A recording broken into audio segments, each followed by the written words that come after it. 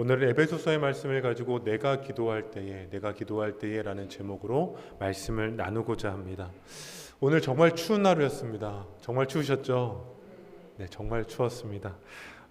그런데 이 기도의 자리로 나오시면서 정말 추우셨을 텐데요. 다시 또 돌아가시는 게 좀 걱정일 수 있습니다. 왜냐하면 돌아가는 걸음 가운데는 더 추워질 거거든요. 그런데 왜 이 자리 가운데 나왔을까요? 추운 걸 알면서도, 돌아가는 발걸음이 너무 춥다는 걸 알면서도 왜 이 자리 가운데 나왔을까요? 그냥 오셨어요? 네.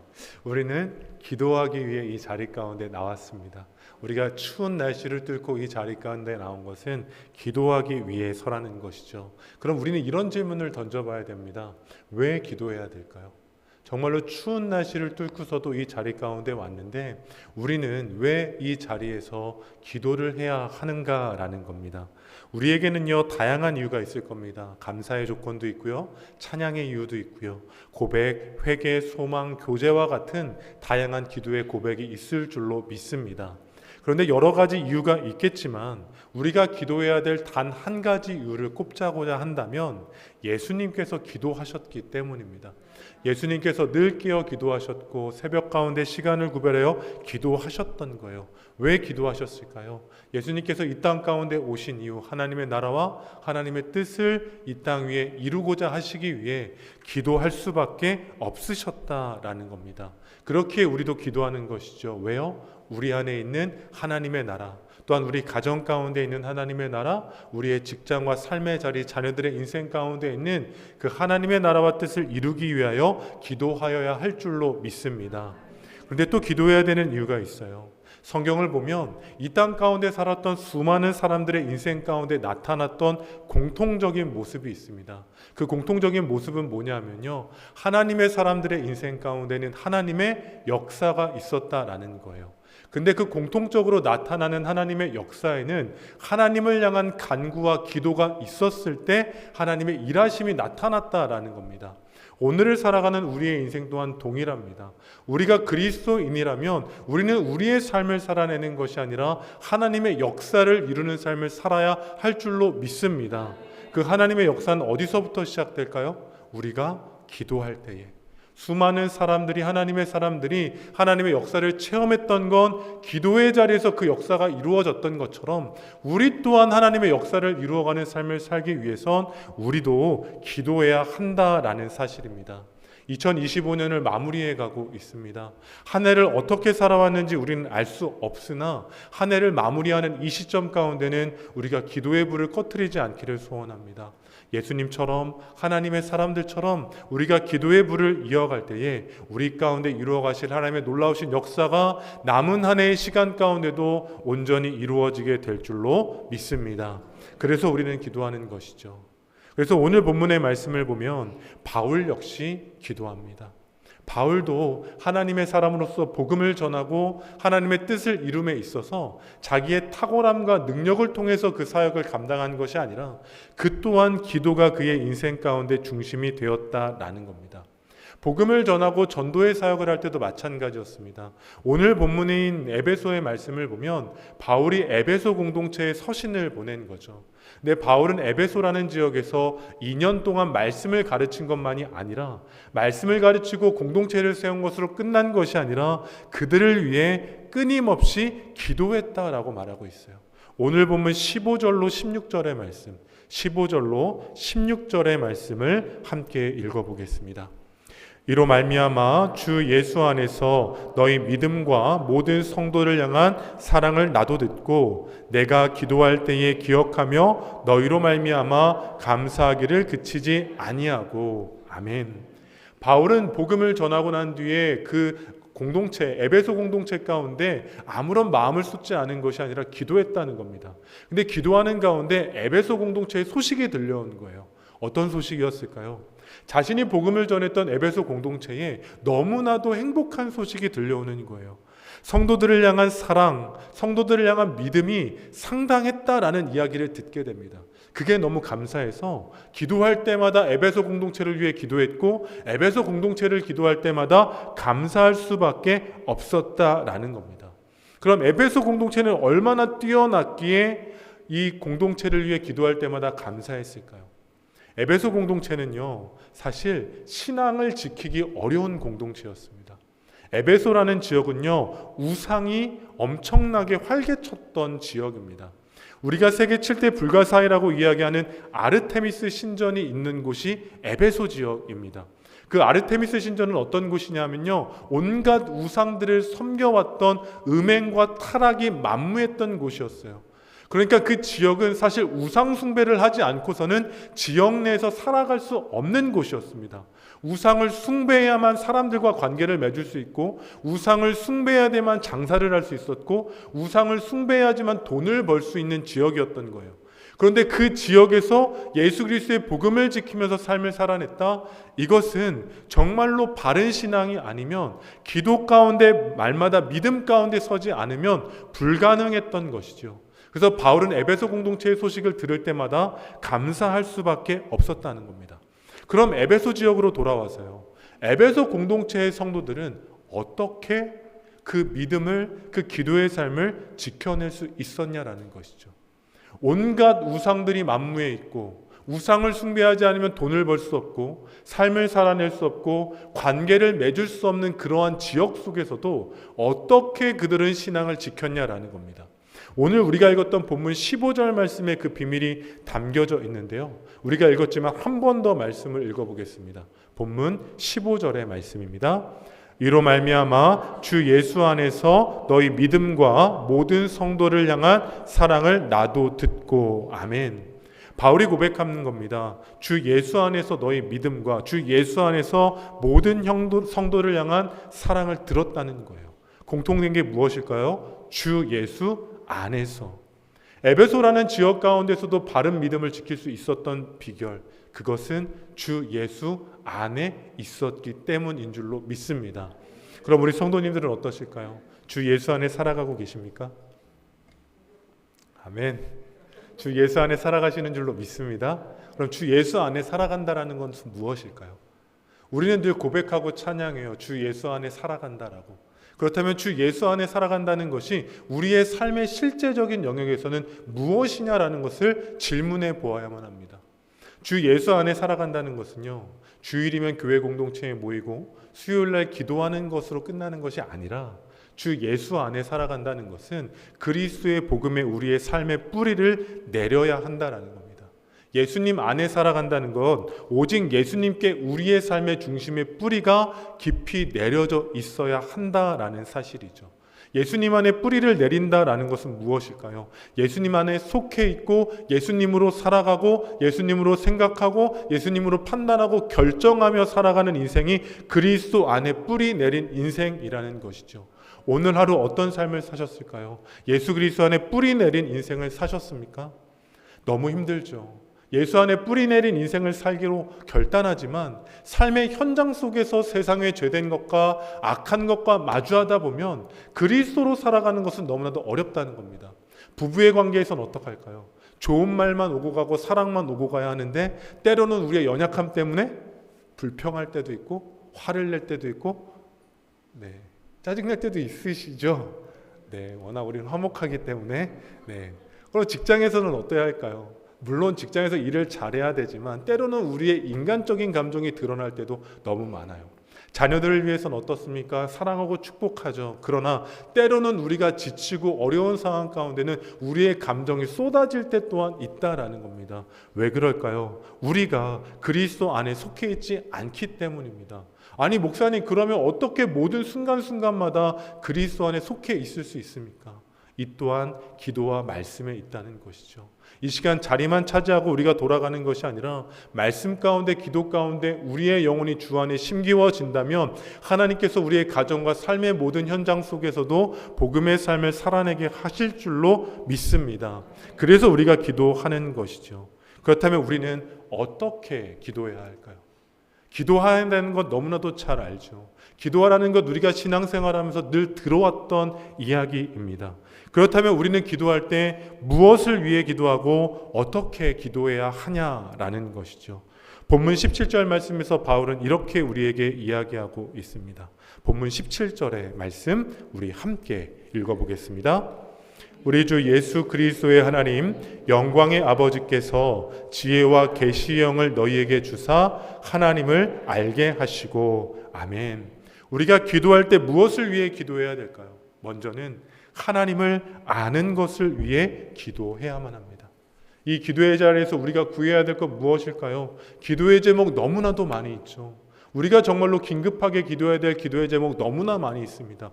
그러나 그것보다 우리가 먼저 기도해야 될 것, 그것은 하나님을 아는 그 은혜를 기도해야 하는 것입니다.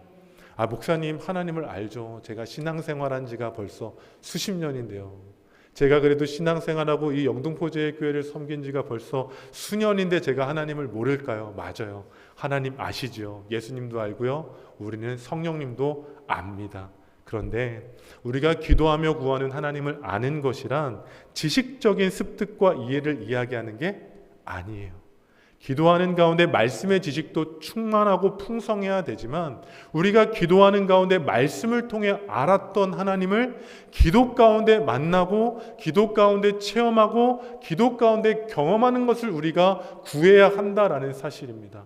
우리가 신앙생활하며 하나님 모르는 사람 누가 있을까요? 그러나 아는 것과 경험하는 것은 전혀 다른 영역이라는 겁니다. 왜 기도의 능력이 있을까요? 기도함을 통해 우리가 하나님을 알 때, 하나님을 체험할 때, 하나님을 경험할 때 그 살아계신 하나님의 역사가 우리의 삶의 실제가 되기 때문에 우리는 기도의 능력이 있다라고 고백한다라는 사실입니다. 그래서 기도를 통해 우리는 주님과 친밀해져 가는 거예요. 말씀을 보면서도 주님의 뜻을 알고 주님의 마음을 깨닫게 되지만 우리가 기도하는 가운데 주님과의 친밀함을 회복하며 주님께서 우리 안에 역사하시고 만지시고 회복하시고 세일을 행하시는 것을 우리가 누릴 수 있게 된다라는 것이죠. 이것을 조금 더 쉽게 이야기하다면요, 벌써 제가 지난달에 부임했습니다. 아직 한 달이 되지는 않았지만요, 11월 16일에 처음 우리 성도님들께 인사를 드렸는데요, 우리 성도님들은 정광선 목사를 아시나요? 이런 질문하는 것도 의도가 있기 때문에 또 안다고도 하기도 그렇고 또 모른다고 하기도 그러시죠. 정광선 목사 아시죠? 근데 그 아는 건 어떤 알미일까요? 그냥 표면적인 알미겠죠. 주일에 우리 영등포제일교회 12대 담임 목사님이 새로 오셨구나 라는 정도의 알미일지 모르겠습니다. 그러나 그런 알을 이야기하고자 하는 게 아니에요. 우리는 신앙생활하면서 더욱 깊이 관계를 맺고 친밀해져 가게 될 줄로 믿습니다. 그래서 어떤 걸 신청하라고 말씀드렸죠? 네, 신방. 아멘. 신방을 신청해야 될 이유가 있어요. 제가 오늘도 신방을 다녀왔습니다. 근데 식사를 조금 이렇게 3,000% 빠지면 안 되는데 식사를 안 하는 이유는 뭐냐면 오늘도 신방만 한 2시간 반 정도를 했던 것 같아요. 신방만 2시간 반 정도 한다면 그렇게 오래 하는데 너무 아쉬웠어요. 사실 너무 2시간 반이 짧을 정도로 너무 아쉬웠습니다. 왜냐하면 삶을 나누고 서로를 알아가고 기도의 제목을 나누다 보면 표면적인 알미에서 신앙적인 알미 되고, 제가 성도님들을 뵐 때마다 표면적인 알미 아니라 기도의 제목을 더 알게 되고 기도의 고백이 더해가는 그런 알미 된다라는 거예요. 왜요? 함께 기도했기 때문이죠. 제가 물론 성도님들을 위해 기도합니다. 기도의 제목이 올라오면 기도하죠. 하지만 가정 안에 예배의 단과 기도의 단을 우리가 쌓아갈 때 우리가 신앙과 성령과 복음 안에 더욱더 하나 되어질 줄로 믿습니다. 이게 하나님과의 관계를 맺어가는 거죠. 기도하는 가운데, 말씀하는 가운데 하나님을 알아가는 것, 그것은 하나님께서 나를 만나주시고 위로하여 주시고 격려하여 주시는 그 체험의 역사가 우리 가운데 이루어지는 기도의 능력, 하나님을 아는 것인 줄로 믿습니다. 오늘 기도할 때 무엇을 위해 기도해야 될까요? 하나님을 아는 은혜가 있게 하소서. 내가 정말로 지금까지 수십 년간 믿어왔던 그 하나님이 정말로 조금 멀리 떨어져 있는 하나님으로 끝나지 않고 내 삶의 실제가 되고 나와 동행하시는 그 하나님으로 느끼며 살아가게 해달라고, 경험하며 살게 해달라고 기도하는 우리가 되어질 줄로 믿습니다. 계속해서 말씀을 보면요, 기도해야 될 이유가 또 분명해집니다. 본문 18절의 말씀이에요. 본문 18절의 말씀도 함께 읽어보겠습니다. 너희 마음의 눈을 밝히사 그의 부르심의 소망이 무엇이며 성도 안에서 그 기업의 영광의 풍성함이 무엇이며. 아멘. 바울이 이야기해요. 너희 마음의 눈을 밝혀서요, 그의 부르심의 소망이 무엇인지를 알게 한다라는 겁니다. 기도할 때 우리는 무엇을 깨달아 알 수 있을까요? 하나님이 우리를 부르신 그 소망이 무엇인지를 알게 된다라는 사실입니다. 우리는요, 은혜를 늘 받지만 삶의 현장에서 받은 은혜만큼 살아가지 못하는 건 우리의 현재에만 집중하기 때문입니다. 받은 은혜가 우리의 현재와 연결될 때 은혜라고 생각하는 거예요. 은혜를 받았는데 내 삶의 현장에 돌아가서 즉각적으로 경험되어지지 않으면 우리가 이 시간 받았던 은혜를 잃어버리게 된다라는 겁니다. 무슨 말인가 하면 아브라함은요, 하나님의 부르심을 받은 사람입니다. 하나님의 부르심을 통해 하나님의 은혜를 누렸고요, 하나님의 소망이 무엇이고 소명이 무엇인지도 경험했던 사람입니다.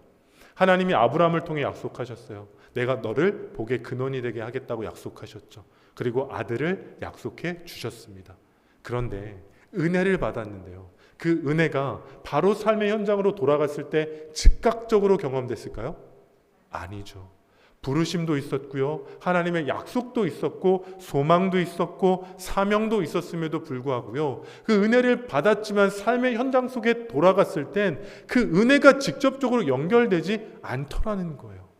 그런데 그 하나님의 은혜와 소망과 부르심이 잘못된 걸까요? 아니죠. 분명한 부르심이 있었고, 은혜가 있었고, 소명이 있었습니다. 그런데 아브라함은 눈앞에 보이는 현재에만 집중했기 때문에 하나님의 약속의 말씀이, 소망의 말씀이, 사명의 말씀이 실제로 느껴지지 않았던 거예요. 그러다 보니 어떻게 됐을까요?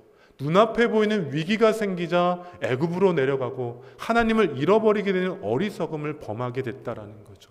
은혜는 분명히 경험했는데 눈앞에 보이는 현실만 생각하다 보니 그 은혜를 잃어버릴 수밖에 없었던 겁니다.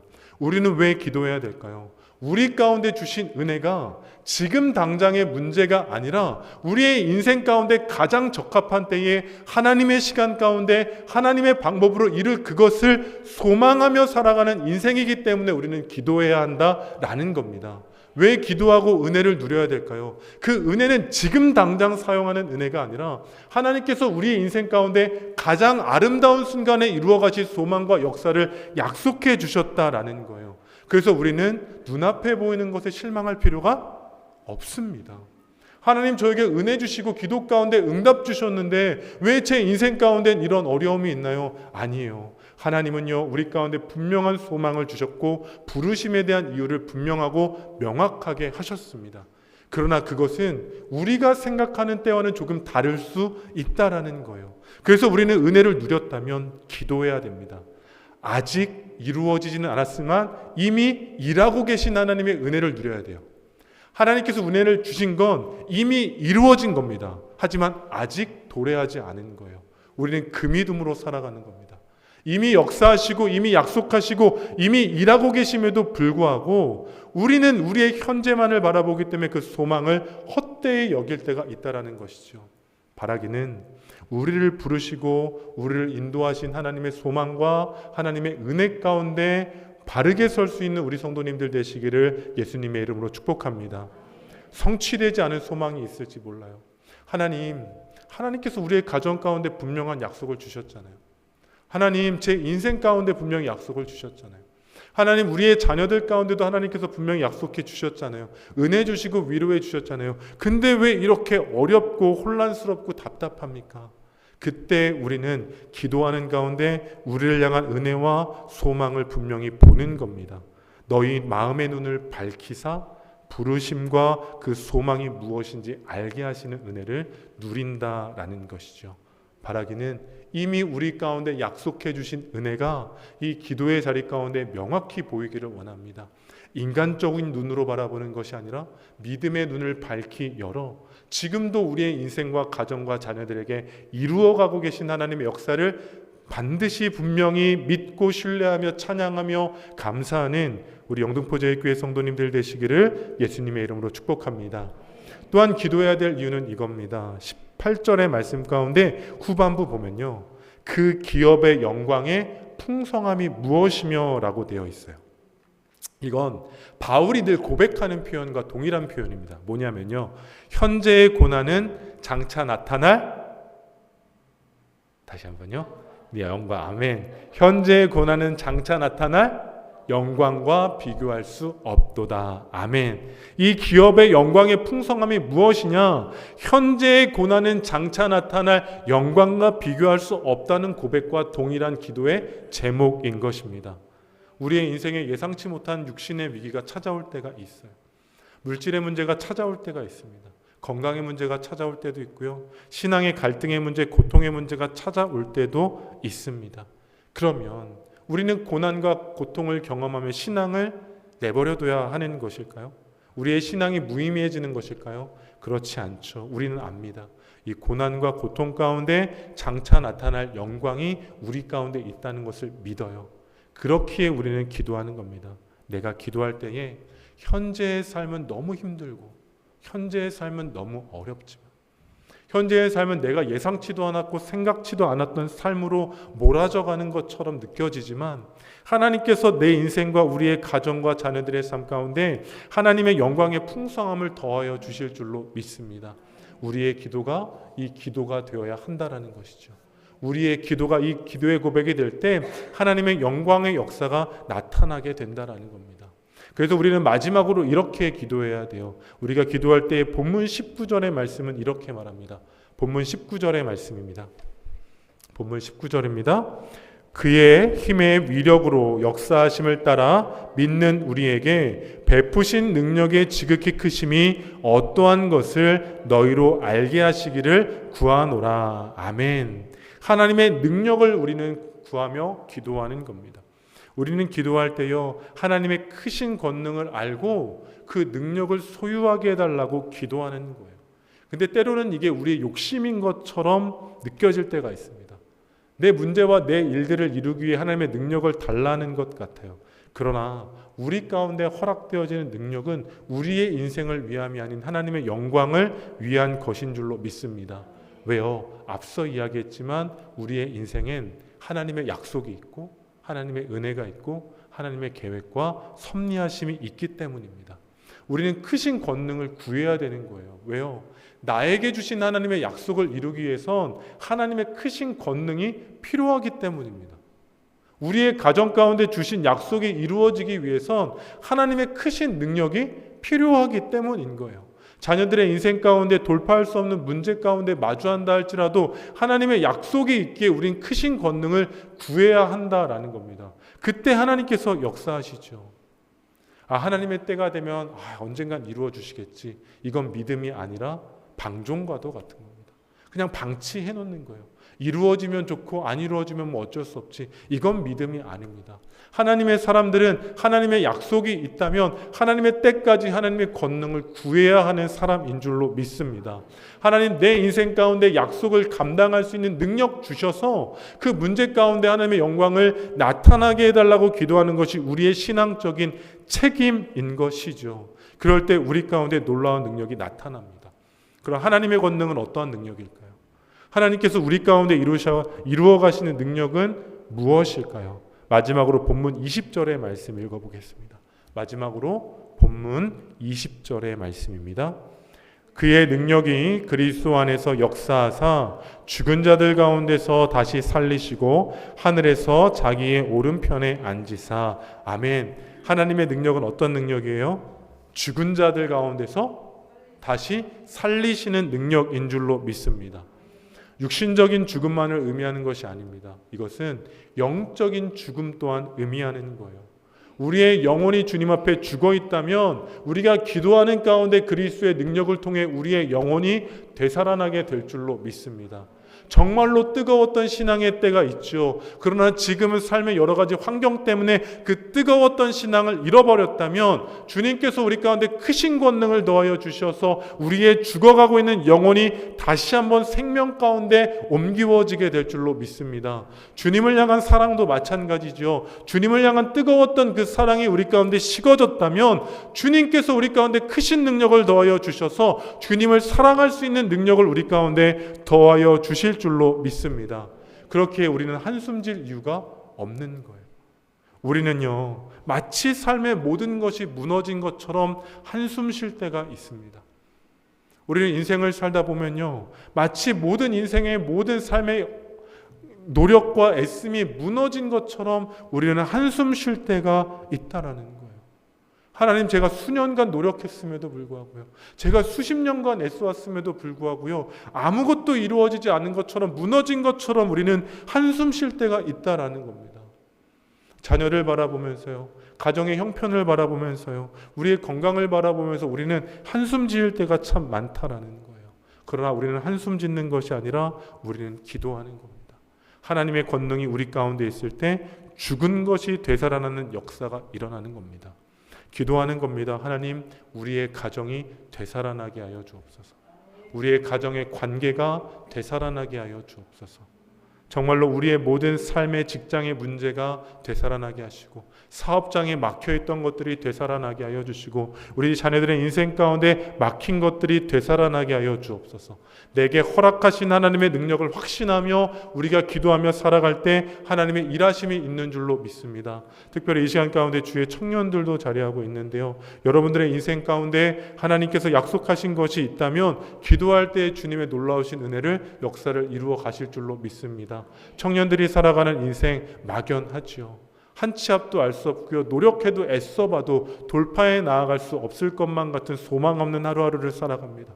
그러나 이들의 인생이 기도하는 가운데 주의 크신 권능이 더하여지면 세상을 압도할 수 있는 주의 놀라우신 은혜를 경험하게 될 줄로 믿습니다.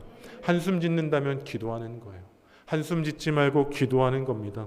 그럴 때 하나님의 선하심의 역사가 예수의 이름의 모든 이름보다 뛰어난 이름의 능력을 우리 가운데 온전히 이루어 가실 줄로 믿습니다.